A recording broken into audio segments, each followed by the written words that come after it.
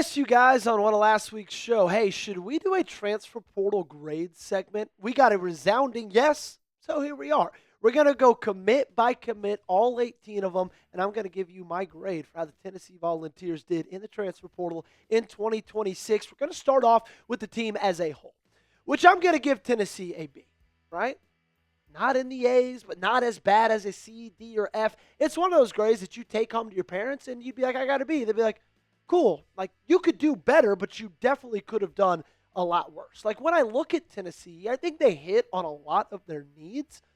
I would have just liked a little bit more depth and a couple of more players with some more high-end talent, with some more high-end ceiling. Now, I'm not saying I don't trust the players they added. Josh Heupel has shown us pretty much every single year. He adds players we're not very excited about, then they end up being studs. Case in point, Colton Hood. He was the 411th ranked player in the transfer portal last season. Now he's about to be a first-round pick. But still, I think they did good. I don't think they just absolutely knocked it out of the park. Home run, slam dunk. I want you to grade the Vols in the transfer portal for me.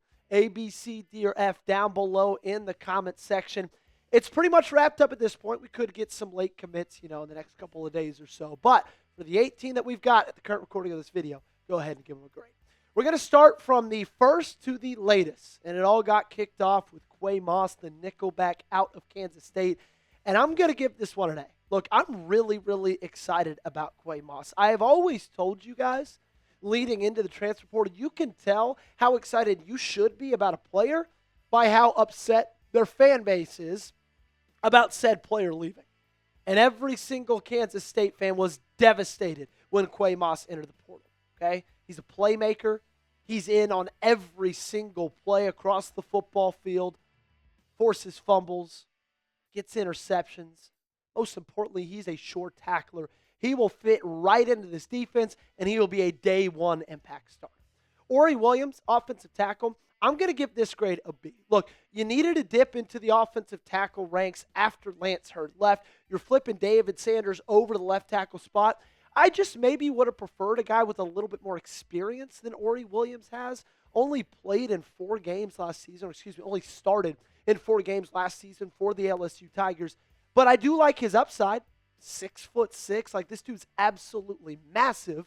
And so for that, I'm excited, but I would have just liked to be a little bit more sure about what you're going to be getting at right tackle in 2026. Kayan Lee, cornerback out of Auburn. I'm going to give this one a B+. I like the fact that he was a 3-year starter for Auburn. So that means I have a lot of confidence in him to be able to come in here and be a starting quarterback day one for the Tennessee Volunteers.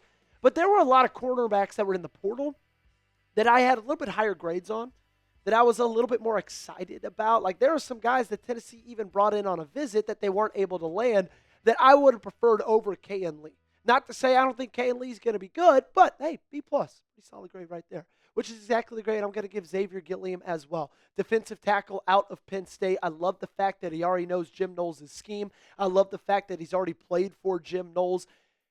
I just feel like defensive tackle next to David Hobbs is a pretty coveted position. I think Xavier Gilliam has a high ceiling, but I just don't think we've seen him reach up to that potential yet. Who knows? Could be this year. But again, like I said with Kayan Lee, B+. Pretty solid grade. Who's your favorite transfer portal addition? Let me know down below in the comment section and weigh in with your answer. Let's go to the kicker. How about Cooper Ranvier? I'm going to give this one an A-. Look, I love the fact that you added a kicker. We all knew that that was necessary after week 3 against Georgia. Max Gilbert continued to prove to us that this team needed a kicker in 2026 throughout the rest of the season. And you got one. He's decently accurate as well. I don't know if you guys saw the video on social media that got posted on Thursday, but Derek Owings already has him doing hang cleans. Like, that was electric. I'm not going to go into a spiel about his mechanics or anything like that because I'm not qualified to do that. I'll give him an A-. Amare Campbel, I'm going to give an A+.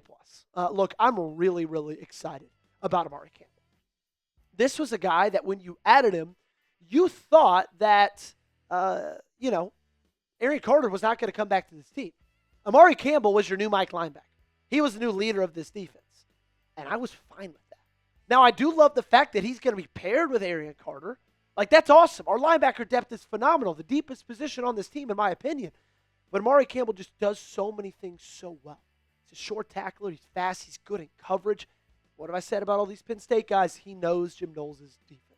Another guy that does is Chaz Coleman. I'm going to give this one an A+ as well. Look, there is a reason that Ohio State and LSU were so very interested in him. LSU willing to go all in on him. Do you remember the Sunday, 2 days after the transfer portal opened? We made you guys a video that night. And the reports out of Baton Rouge were that I don't think LSU was going to let him leave. Like, LSU was going to lock him down right then and there. He did end up going on his other visits, came to Tennessee, loved it. We locked him down a week later. Chaz Coleman, I get an A+. DeJuan Lane, I give an A-. As far as safety play goes, this was the biggest weakness in 2025. There are no ifs, ands, or buts about it. And there's a lot of things about DeJuan Lane's game that I like a lot. And I feel like at the safety position, you know, everybody says that the linebacker is the head coach of the defense. I like to look at safety as kind of the quarterback. They're the one that gets the best view of the opposing offenses. They're the one a lot of times that sees things how they develop quicker than everybody else because they're further back. They're in that third level. DeJuan Lane is a guy that I have a lot of faith in to be the head coach of this defense. Again, like a lot of his other Penn State buddies, day one impact starter. Hey, guess what? We will be here all off season long. Just because the transfer portal is winding down does not mean we are going anywhere.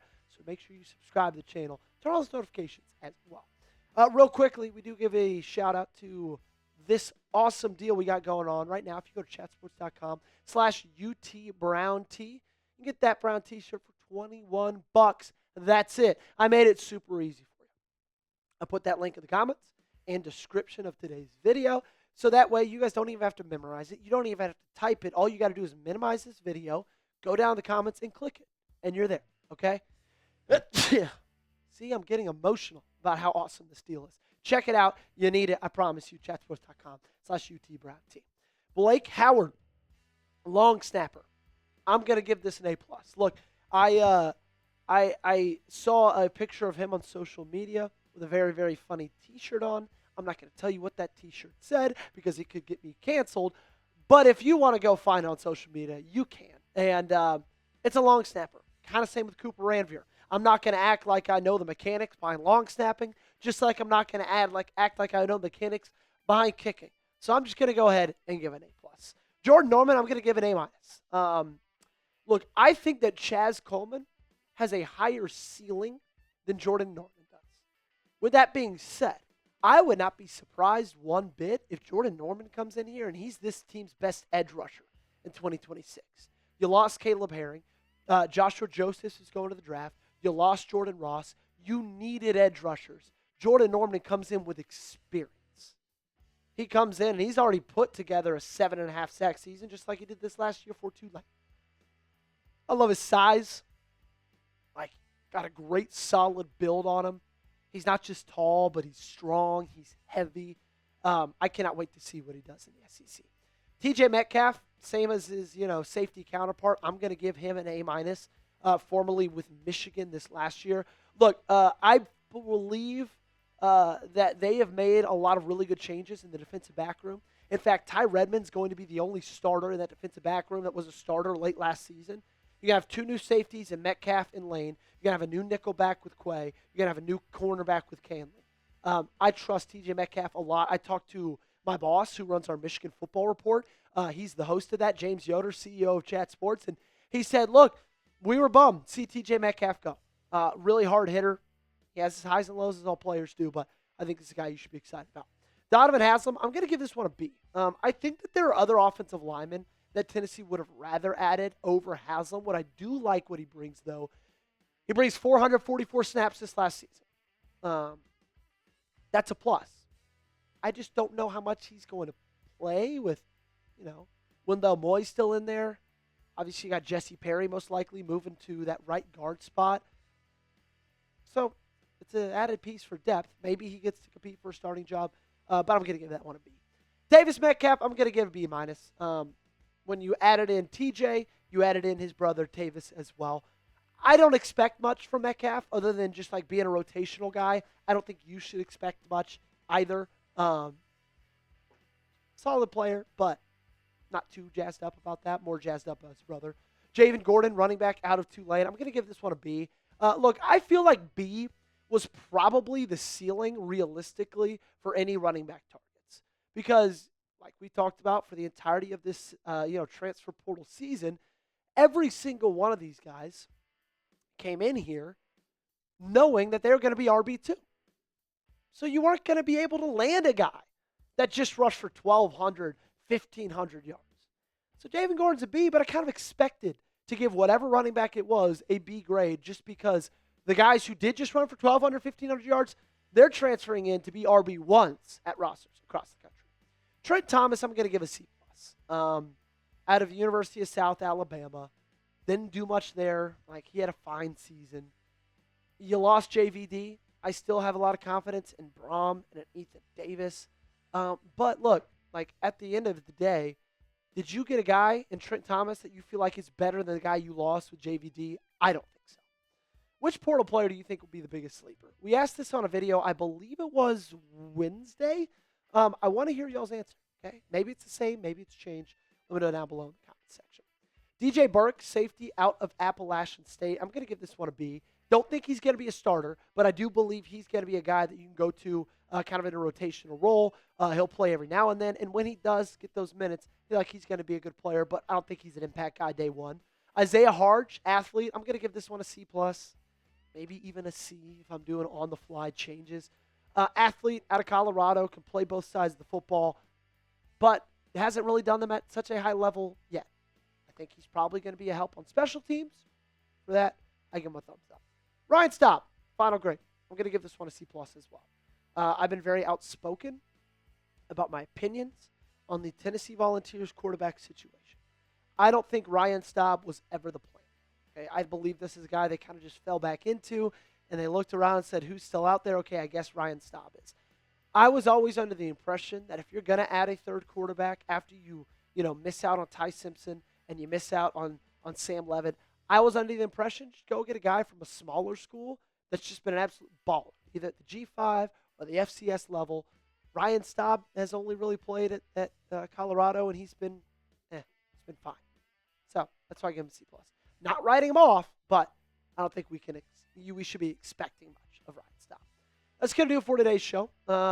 Make sure you guys can be followed on socials, Twitter, TikTok, Instagram. Make sure you subscribe to the channel as well. Daily videos right here at Tennessee Football Talk.